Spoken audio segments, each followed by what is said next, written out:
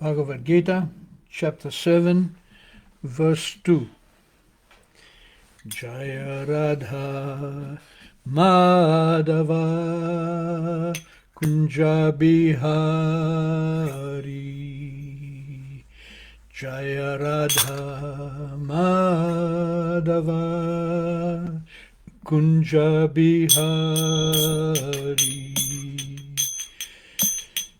Gopi Janaballabha Girivaradhari. Jaya Gopi Janaballabha Girivaradhari. Yashodanandana Raja Janaranjana.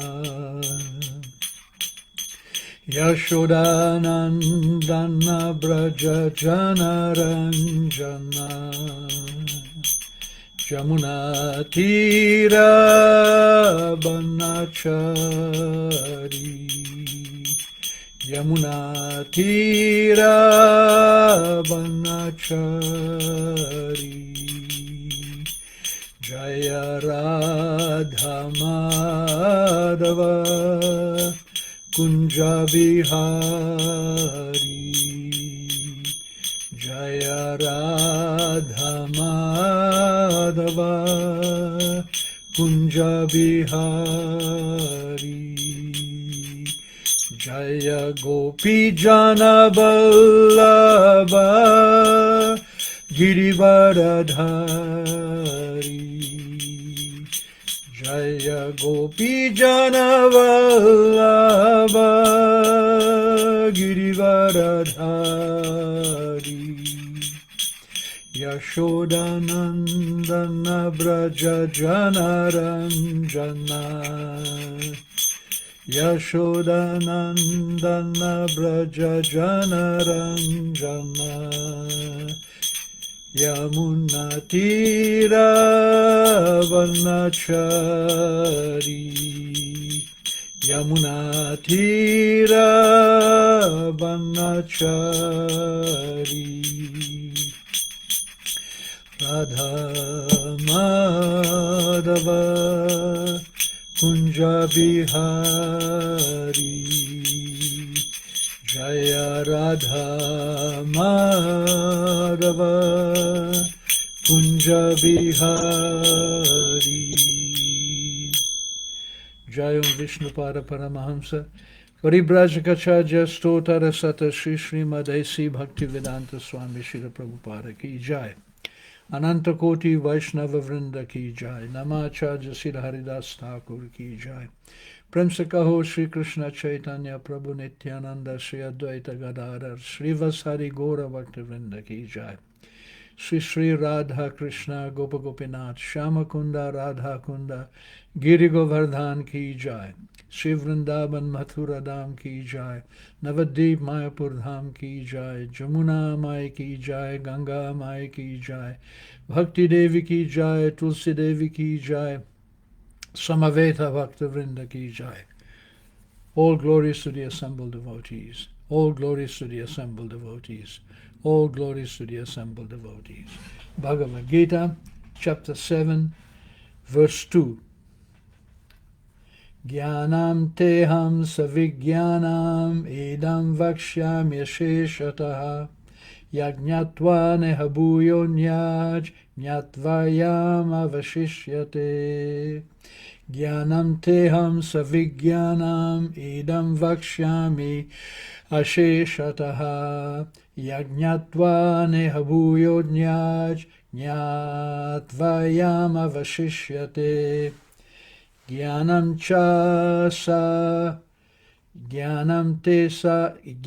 teham savijnanam idam vakshyam yasheshataha yajñatva nehabhuyo nyaj jñatadvyam avashishyate. Jnanam teham savijnanam idam vakshyam yasheshataha yajñatva nehabhuyo nyaj jñatadvyam avishishyate. Jnanam phenomenal knowledge. Te, unto you, aham, I, sa, with, vijnanam, nominal knowledge. Idam, this, vakshyami, shall explain, asheshataha, in full, yat, which, jnatva, knowing, not, iha, in this world, bhuya, further, anyat, anything more, jnatadvyam, knowable, avashishyate, remains to be known. Translation and purport by Srila Prabhupada. I shall now declare unto you in full this knowledge, both phenomenal and nominal, by knowing which there shall remain nothing further to be known. Purport. Complete knowledge includes knowledge of the phenomenal world and the spirit behind it. The source of both of them is transcendental knowledge. The Lord wants to explain the above-mentioned system of knowledge because Arjuna is Krishna's confidential devotee and friend. In the beginning of the 4th chapter, this explanation was given by the Lord, and it is again confirmed here. Complete knowledge can be achieved only by the devotee of the Lord, directly from the Lord in the cyclic succession. Therefore, one should be intelligent enough to know the source of all knowledge, who is the cause of all causes and the only object for meditation. In all types of yoga practices, when the cause of all causes becomes known, then everything knowable becomes known, and nothing remains unknown. The Vedas say, Yasmin vijñate sarvam eva vijñatam bhavanti.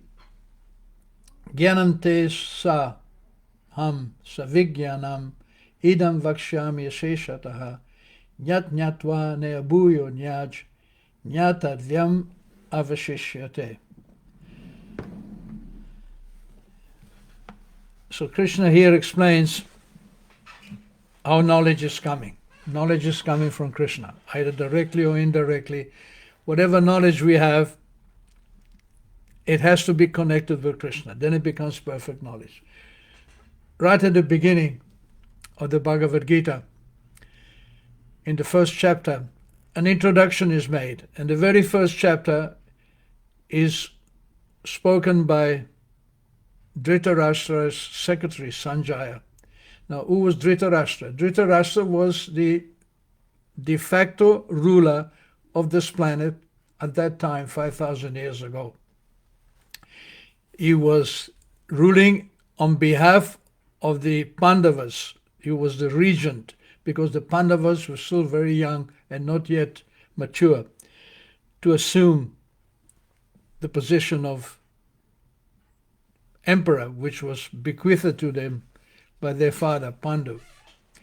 So, Sanjaya Uvacha, Dharmakshetra Kurukshetra Samaveta Yuyutsavaha. The beginning explanation is that this is a spiritual business, Dharmakshetra. Dharma means what is the real meaning of life. Dharma means what is our innate activity. Divorced from any act, from any presumption, from any position. What is really the matter, who we really are. That is called Dharma. And many, many thousands of years before, on the plains of Kurukshetra, there was a huge confrontation between the chief of the Brahmanas, Parasurama, and the ruling class. And Parasurama annihilated the ruling class for 21 generations of them. He killed, because the ruling class had become so proud that they had taken their position as rulers independently of the advice of the Brahmanas. So at Kurukshetra, one of the main battles took place, and from the blood of the slain Kshatriyas, Lord Parasuram he created some lakes there. And people from that time immemorial go to Kurukshetra and take bath in that lake. So when the sons of Dhritarashtra and the sons of Pandu came to the point of fighting for the position of the rulers of the world, they decided to fight on the battlefield of Kurukshetra. Therefore, Dharmakshetra, Kurukshetra, Samaveta Yuyutsavaha. Dhritarashtra was saying that Mamaka, my sons, Pandavaschaiva, and the sons of Pandu, Kima Kurvata. What are they doing? So already at the beginning, the very first verse, we can understand that the business of the Bhagavad Gita is about spirituality. It's about understanding that we are all eternal servants of Krishna. We are part and parcel of Krishna, just like my hand is part and parcel of my body. And unless we follow the directions of Krishna by engaging ourselves in his service, we can never be happy. So here, two important things in this verse. First of all, Dhritarashtra proved that he wasn't qualified to be the emperor. He wasn't qualified to be in charge of humanity. Why not? Because he was making a differentiation between his sons, Mamaka, and the sons of Pandu, Pandavas, Mamaka, Pandavas, Chaiva. He was making a distinction between the two. And in fact, he was favoring his own sons. So the king is like the father of the nation. He cannot be partial to one and impartial to the other. The king is the representative of God. That is a fact. And even to this day, 5,000 years later, in certain countries, like in the United Kingdom, for example, the king is still respected as a representative of God.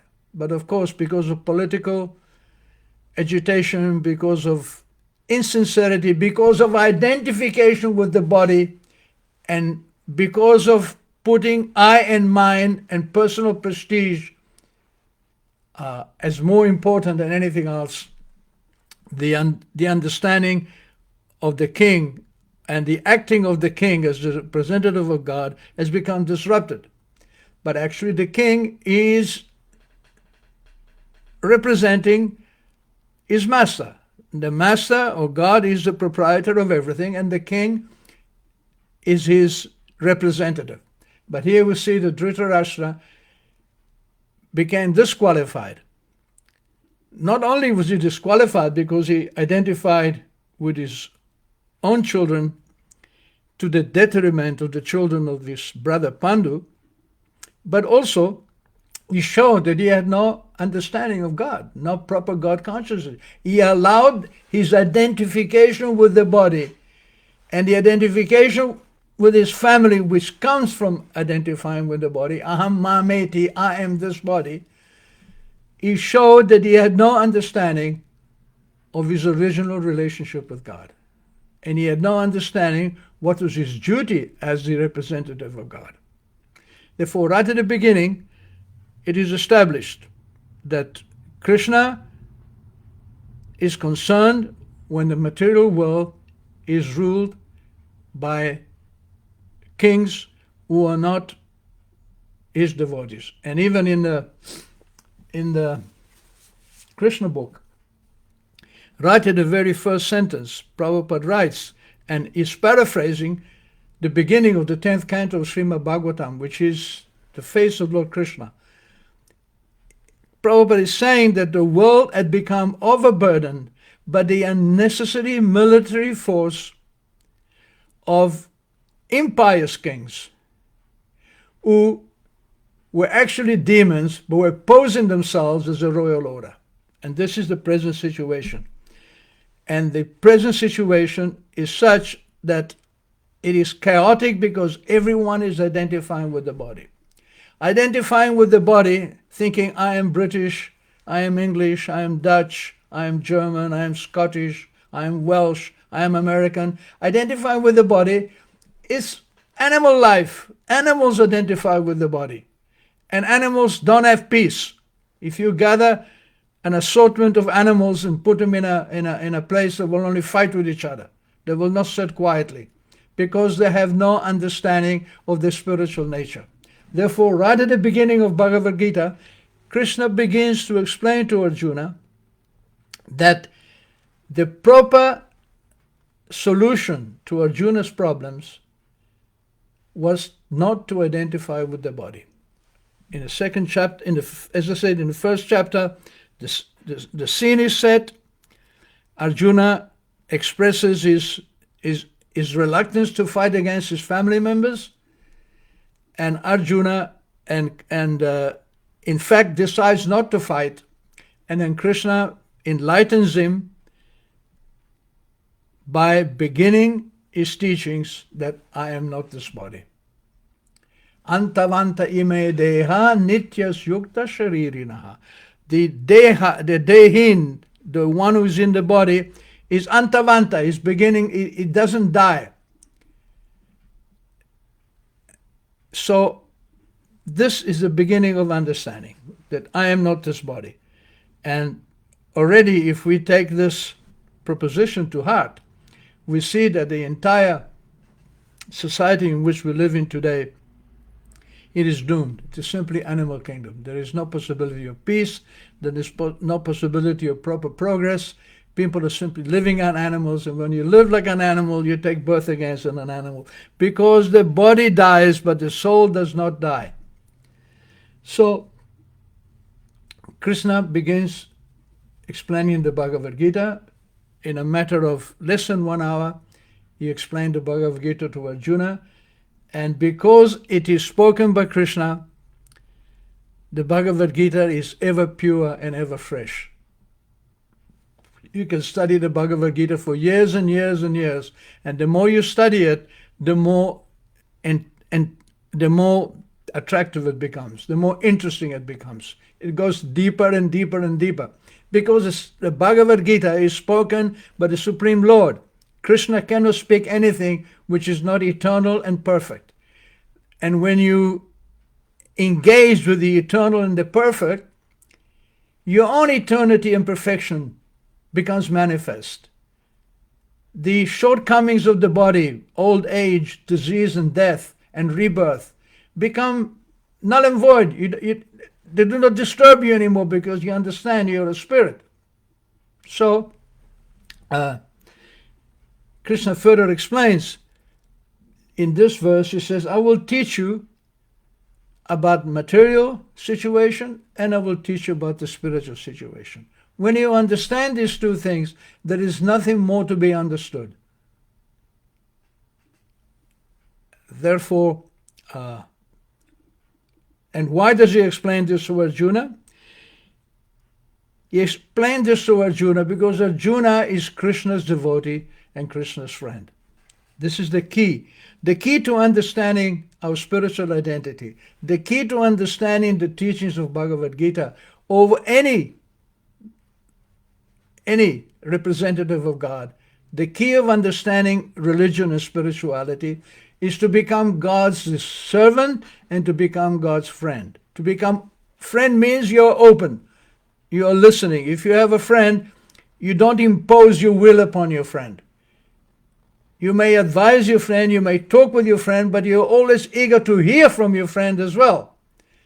So, and depending on the caliber of the friend, that defines the relationship. Now, what is Krishna's caliber? And what is our caliber? We are born in ignorance. We have a deep tendency to remain in ignorance and die. We are born with nothing. We create nothing. We die with nothing. And Krishna is the Bhoktaram, is the enjoyer. Sarvaloka Maheshwaram is the supreme controller of all the universe. Suridam Sarvabhutanam, and he is really our friend. Therefore, when we become open to listening to Krishna in friendship, then it stands to reason that we follow his instructions. And Krishna himself came and spoke the Bhagavad Gita, not for Arjuna, but for us, to teach the world. And it's been extant for 5,000 years, this Bhagavad Gita. Prabhupada made a point that the Bhagavad Gita, it wasn't written just recently. It was spoken 5,000 years ago. And the principles of Bhagavad Gita are eternal. They don't speak to a particular group, a particular sect. It's not for the Hindus or the non-Hindus or the this or the that. It is for every living entity. And the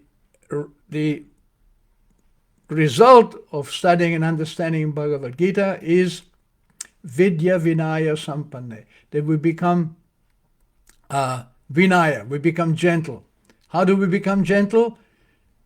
Vidya Vinaya Sampanne, Brahmani Gavi Astini. That we see a Brahmana, a cow, an elephant, Shunichaiva, a dog, Swapake, a dog eater, Pandita Samadarshina. We become gentle, we become a pandit, we become learned, and we see everything equally. We see everything connected with God. Not like Dhritarashtra, who saw on one side his sons, on the other side the sons of his dead brother. No, we see everybody equally. In fact, a wise man, and even Krishna, there is one example that if somebody is an asura, a demon, but if he does something right, then Krishna will reward him. And Krishna's most intimate sons, if they do something wrong, Krishna will punish them. This is the process. So, in the Bhagavad Gita, Krishna says, Yada yada hi dharmasya glani. Whenever there is a decline in dharma. A decline in dharma means absorption in the bodily concept of life. And if you take that standard, that dharma means to understand your spiritual soul, practically 99.99% of every human being on this planet is an illusion. Look, for example, I myself was brought up in the Christian Catholic Church. But in the Catholic Church, the conception of the body is central. It's all about the body. Even after the body dies, they create a cemetery, they keep the body in state, everybody comes and pays their respect. They bury the body with beautiful marble stones, flowers, and in a special cemetery. But actually, the owner of the body, the very person who made that body something, is gone, long gone. Therefore, in the Vedic system, the body is burnt, because the body has no meaning whatsoever. Without the spirit, the body is just a machine. Yantra arudani mayaya. It is a machine made of the material energy. But Krishna says, parastasmatu bhavanyo vyakto vyaktat sanatana. The body and what is connected with the body, the material universe, is vyakto avyaktat. It is coming and going. It is nasyas shudavinashati. When that body is finished, or when the material energy is finished, the spirit is not finished. It continues. Therefore, Krishna says, I've come to establish real dharma, which is the understanding that you're a spirit soul and my eternal servant. This is the whole business. It hinges around there. You cannot understand Krishna if you try to use Krishna for your own material pleasure. If you try to use Krishna, if you want to exploit Krishna's energy, then you will remain in the material world. That was the fault. And this is repeated in every activity of Krishna, in every one of his incarnations. When he came as Lord Rama, what was his business? His business was to teach us that to take his energy is demoniac. And when Ravana kidnapped his energy, Sita Devi, Krishna not only killed Ravana, he killed his whole dynasty. Family, citizens, the whole city of Lanka was burnt to ashes. Because Krishna's energy is not meant for our pleasure. It is meant for Krishna's pleasure. And lo and behold, when you actually take Krishna's energy and use it for his pleasure, guess what? We become happy. We become satisfied. Just like when we get some food, we become satisfied if you put it in the stomach. A parent or a mother, when she serves a child When she sees the child is happy, she becomes happy because she has some real affection for the child. Therefore, when we actually develop some real affection for Krishna, we become happy when he becomes happy. We want to bring Krishna and his energy together because that is a reality. Separating Krishna's energy or the material energy from Krishna is illusion. It cannot be done. You cannot, Krishna is asama urdhva. Nothing is equal to him and nothing is greater than him. And he is present in everyone's heart. Sarvasya chaham ridisani Vishnu. He says again and again in the Bhagavad Gita that I'm in your heart. Everything is coming from me. Surrender to me. The conclusion of the Gita is give it all up. Whatever dharma you created, belonging to this country or that community or this religion, is all bogus. Give it all up. You are my eternal servant. See, and when you understand this, you see everybody connected with Krishna. Everybody becomes your friend. And when you have this mentality that everybody is your friend, you will have no enemy. This is the real understanding of Krishna consciousness. And the bogus understanding of Krishna consciousness is that somehow because I'm wearing a dhoti and a sari and I can play the harmonium and sing very nicely, then I'm very important. I'm a great musician. I'm a great lecturer. But Lord Chaitanya says, Nadhanam najanam nasundarim kavitam va. He says, I don't want money. I don't want followers. I don't want a beautiful wife or a handsome husband. I don't want to be known as a great kavi, a great poet. So what do you want? Mama jammani jammanishware bhavatad bhaktir ahituki tvai. Let me develop ahituki bhakti, or non-motivated service at the lotus feet of Krishna, life after life. Jammani. Lord Chaitanya teaches us that even remaining in the material world, if you're Krishna conscious, is actually a pleasurable activity, because when you remember Krishna, you can never be unhappy. There is a nice example in Nectar of Devotion, one of Prabhupada's favorite books, one of his most beautiful books, where it says that Mother Yashoda, if she's allowed to see Krishna, then even she is standing on fire, that fire will appear cool like ice. And if she cannot see Krishna, even if she's standing on a block of ice, that block of ice will seem like fire. So what is the logic? The logic is love, it's affection. And believe me, when you get love, your heart will become liberated. Therefore we say that the world loves a lover. Why? Because a lover loves everybody. And you cannot learn to love everybody unless you understand your relationship with them. Love means there is understanding. Love means two. Bhakti or love, bhakti, the word bhakti means two. There is the lover and the beloved. There is an exchange. And the more you know Krishna, the more you will love him, because Krishna has all the qualities in reciprocation which nourish this love. And that love is already there in the heart. Nitya Siddha Krishna Bhakti, or Krishna Prema, Shadya Kabunai. It is there. You don't have to get it from anywhere else. How do you get it?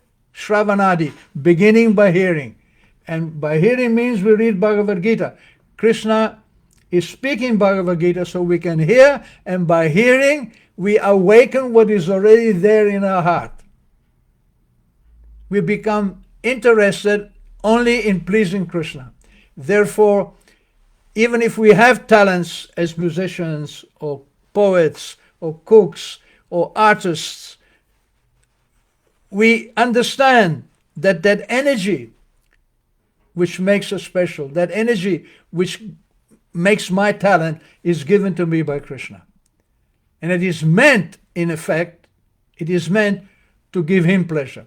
Krishna has created us, or we are created for the sole purpose to give pleasure to Krishna. Just like when there is a huge fire, there are thousands of sparks, and these sparks are as beautiful as the fire, and they make the fire even more beautiful. But the sparks depend on the fire. Thank you very much. So we have Mandy Prior from England. Good evening, dear Prabhu. Hare Krishna. And Atmavidya from Germany. Hare Krishna. Happy to be here. And I'm also happy to be able to speak. Thank you very much for joining me. And we'll see each other next week on Wednesday. Haribol.